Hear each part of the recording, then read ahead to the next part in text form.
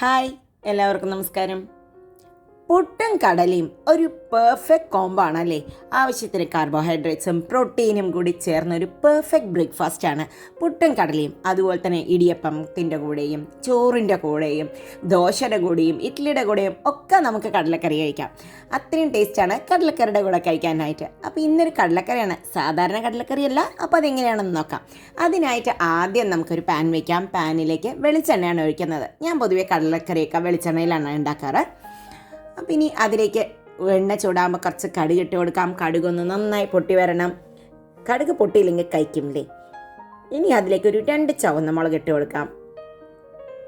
കുറച്ച് കറിവേപ്പിൻ്റെ ഇലയും കൂടി ഇട്ട് കൊടുക്കാം. ഇനി ആവശ്യത്തിന് ഉള്ളിയാണ്. ഒരു വലിയ ഒനിയൻ ചെറുതായി അരിഞ്ഞതാണ് കേട്ടോ ഇട്ട് കൊടുത്തത്. സവാളയാണ് ഇട്ട് കൊടുത്തിരിക്കുന്നത്. ഒരു 3 പച്ചമുളക് കീറിയതും കൂടി ഇട്ട് കൊടുക്കാം. ഈ കടലക്കറിയുടെ ഗ്രേവിയിലുള്ള ഈ ചുവന്ന മുളകും പച്ചമുളകും ഒക്കെ കൂടി കഴിക്കാൻ തന്നെ നല്ലൊരു ടേസ്റ്റല്ലേ. അതൊന്ന് അവർത്തിക്കഴിഞ്ഞാൽ ആവശ്യത്തിന് എരിവും കിട്ടും പലപ്പോഴും. ഇതൊന്ന് നന്നായി ഒന്ന് വഴറ്റി വരട്ടെ. നന്നായി ഒന്ന് പച്ചമണം മാറി സോഫ്റ്റ് ആവുന്നവരെ നമുക്ക് വഴറ്റാം. കുറച്ച് ഉപ്പിട്ട് കൊടുത്തു കഴിഞ്ഞാൽ പെട്ടെന്ന് തന്നെ ഇത് വഴറ്റി വരും അല്ലേ. അപ്പോൾ നമുക്കതും കൂടി ചെയ്യാം. ഇനി ഇതിലേക്ക് കുറച്ച് തേങ്ങാക്കൊത്തും കൂടി ഇട്ട് കൊടുക്കണ്ട കേട്ടോ. ഉള്ളി ഞാനിട്ടൊരു 5 മിനിറ്റ് കഴിഞ്ഞപ്പോൾ തേങ്ങാക്കൊത്തിട്ടു. ഈ കടലക്കറിയിൽ തേങ്ങാക്കൊത്ത് കഴിക്കാൻ നല്ലൊരു ടേസ്റ്റാട്ടോ. ഇവിടെ ഞാൻ സൽക്കാരയിലൊക്കെ പോയപ്പോഴാണ് ഈ കടലക്കറിയിൽ തേങ്ങാക്കൊത്തൊക്കെ ഇട്ടിട്ടുള്ള കഴിച്ചപ്പോൾ നല്ല ടേസ്റ്റ് തോന്നി. ഇനി 1 ടീസ്പൂൺ ഇഞ്ചിയും വെളുത്തുള്ളിയും കൂടി ചതച്ചതാണ് ഇട്ട് കൊടുക്കുന്നത്. ഇഞ്ചിയും വെളുത്തുള്ളിയും ചതച്ചത് ഇട്ട് കൊടുത്തു കഴിഞ്ഞാൽ നമ്മുടെ കറികൾക്ക് ഒരു സ്പെഷ്യൽ ടേസ്റ്റ് തന്നെയാണ് കേട്ടോ. ഇനി അതിലേക്ക് നമുക്ക് ഒരു ടൊമാറ്റോ അരിഞ്ഞതും കൂടി ഇട്ട് കൊടുക്കാം. ഒരു മീഡിയം സൈസ് ടൊമാറ്റോ എടുത്തിട്ടുള്ളൂ. ഭയങ്കര നല്ലോണം പുളിയുള്ള ഒരു കറിയല്ല ഇത്.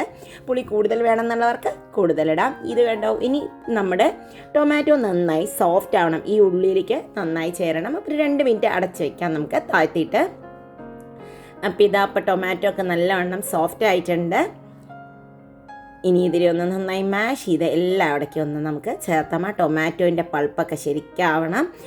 അപ്പോൾ ഇത് ആയിട്ടുണ്ടെങ്കിൽ ഇങ്ങനെ ആവശ്യത്തിന് പുളി ഇറങ്ങും കേട്ടോ. ഇനി നമുക്കിതിലേക്ക് ആവശ്യത്തിന് മസാലകളാണ് ഇട്ട് കൊടുക്കേണ്ടത്. ഒരു 1/4 ടീസ്പൂണോളം മഞ്ഞൾപ്പൊടി, ഞാൻ ഓൾറെഡി കടലയിലും മഞ്ഞൾപ്പൊടി ഇട്ട് വേവിച്ചതാണ്. 1 ടീസ്പൂൺ മുളക് പൊടി, ഒരു 3/4 ടീസ്പൂണോളം മല്ലിപ്പൊടി, 1/2 ടീസ്പൂണോളം ഗരം മസാല. ഇത്രയുമേ ഇതിൽ ഉപയോഗിക്കുന്നുള്ളൂ. മസാല കൂടുതൽ വേണമെന്നുള്ളവർക്ക് കുറച്ചും കൂടി ഗരം മസാലയൊക്കെ ഇടാം കേട്ടോ. ഇവിടെ അധികം മസാല വേണ്ട. അപ്പം ഞാൻ അധികം മസാലയൊന്നും ഇല്ലാതെയാണ് ചേർത്തിരിക്കുന്നത്. അതിനെ നന്നായി ഒന്ന് ലോ ഫ്ലെയിമിൽ വെച്ചിട്ട് ഇളക്കി കൊടുക്കുക. ഇനി അതിലേക്ക് ആ വേവിച്ചിട്ടുള്ള കടല ഇട്ട് കൊടുക്കാം. കടല നമ്മൾക്ക് ഇടുന്നതിന് മുമ്പ് ഒരു കുറച്ച് കടലയൊന്ന് മാറ്റി വയ്ച്ചത് നല്ലതാണ് കേട്ടോ. ഒരു പിടി കടല മാറ്റി വയ്ക്കാം നമുക്ക്. ഇതൊന്ന് നന്നായി മിക്സ് ആയിട്ടുണ്ട്. ഇനി ഇതിലേക്ക് കുറച്ചും കൂടി ആവശ്യത്തിന് വെള്ളമാണ് ഒഴിച്ചു കൊടുക്കുന്നത്. ഞാൻ കടലയുടെ വെള്ളം വേവിക്കുമ്പോൾ വെച്ച വെള്ളം തന്നെയാണ് ഒഴിച്ചു കൊടുത്തത്.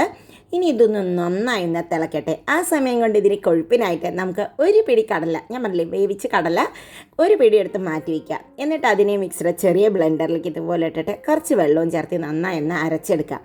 അപ്പം നമ്മുടെ കടലക്കറിക്ക് ആവശ്യത്തിന് കൊഴുപ്പുണ്ടാവും. ഒട്ടും തന്നെ തേങ്ങയുടെ ഇത് ഒഴിക്കുക. തേങ്ങാപ്പാലോ തേങ്ങയൊന്നും അരക്കേണ്ട ആവശ്യമില്ല. ഇനി ഇതിലേക്ക് തിളച്ച് വരുന്ന ഇതിലേക്ക് നമുക്ക് ഇട്ട് കൊടുക്കാം. ആ അരച്ച് വെച്ചിട്ടുള്ള കടലയുടെ പേസ്റ്റും കൂടി ഇട്ട് കൊടുക്കണം. ഒരുപാട് കടല വേണ്ട. അപ്പോൾ എന്താണ്, ഒരുപാട് കൊഴുത്തിട്ട് നമുക്ക് കഴിക്കുമ്പോൾ അതിൻ്റെ ഒരു ടേസ്റ്റ് കറക്റ്റായി കിട്ടില്ല. ഇത് ജസ്റ്റ് ഒന്ന് കൊഴുക്കാൻ വേണ്ടി മാത്രമാണ് കേട്ടോ. ഇനി ആ ടേസ്റ്റ് ചെയ്തപ്പോൾ എനിക്ക് ഉപ്പ് കുറവായതുകൊണ്ട് കുറച്ച് ഉപ്പും കൂടി ഇട്ട് കൊടുത്തിട്ടുണ്ട്. ഇനി അതിനെ നന്നായി ഒരു 5 മിനിറ്റ് തിളപ്പിക്കാൻ വയ്ക്കാം. ഇതിങ്ങനെ തിളച്ച് വരുമ്പല്ലേ മുകളിൽ എണ്ണ തെളിഞ്ഞ് വരും കേട്ടോ. ഒരു 5 മിനിറ്റ് മുതൽ 8 മിനിറ്റ് വരെ തിളയ്ക്കുമ്പോൾ കുറച്ചൊരു മീഡിയം ടെമ്പറേച്ചറിൽ വെച്ചിട്ട് തിളപ്പിക്കുന്നതാണ് നല്ലത്. ഇടയ്ക്കിടയ്ക്ക് ഇളക്കി കൊടുക്കുക, അടി പിടിക്കാതിരിക്കാൻ. ഇനി കുറച്ച് കറിവേപ്പിൻ്റെ ഇലയും കുറച്ച് വെളിച്ചെണ്ണയും കൂടി മുകളിൽ തൂവിക്കഴിഞ്ഞാൽ നമുക്കിത് ഓഫ് ചെയ്യാം. അപ്പം നമ്മുടെ സൂപ്പർ ടേസ്റ്റി ആയിട്ട് എന്നാൽ വളരെ പെട്ടെന്നുള്ള കടലക്കറി റെഡി ആയിട്ടുണ്ട്. ഇതിലിപ്പോൾ അധികം ഓയിലോ ഒന്നുമില്ല. നല്ല ഹെൽത്തി ആയിട്ടുള്ള കടലക്കറിയാണ്. ഈ ഇതിലുള്ള തേങ്ങാക്കൊത്ത് ഇതിൻ്റെ ഒരു ഹൈലൈറ്റ് ആണ് കേട്ടോ. ഇത് കഴിക്കുമ്പോൾ തന്നെ നല്ലൊരു ടേസ്റ്റാണ്. കടല കഴിക്കണോ തേങ്ങാക്കൊത്ത് കഴിക്കണോ എന്ന് നിങ്ങൾക്ക് തോന്നും. എല്ലാവർക്കും ഇന്നത്തെ വീഡിയോ ഇഷ്ടപ്പെട്ടുവെങ്കിൽ ലൈക്ക് ചെയ്യാനും കമൻറ്റ് ചെയ്യാനും മറക്കരുത് കേട്ടോ. ആദ്യമായിട്ട് കാണുന്ന ആളാണെങ്കിൽ സബ്സ്ക്രൈബ് ചെയ്യാനും. അപ്പോൾ വീണ്ടും അടുത്ത വീഡിയോയിൽ കാണാം.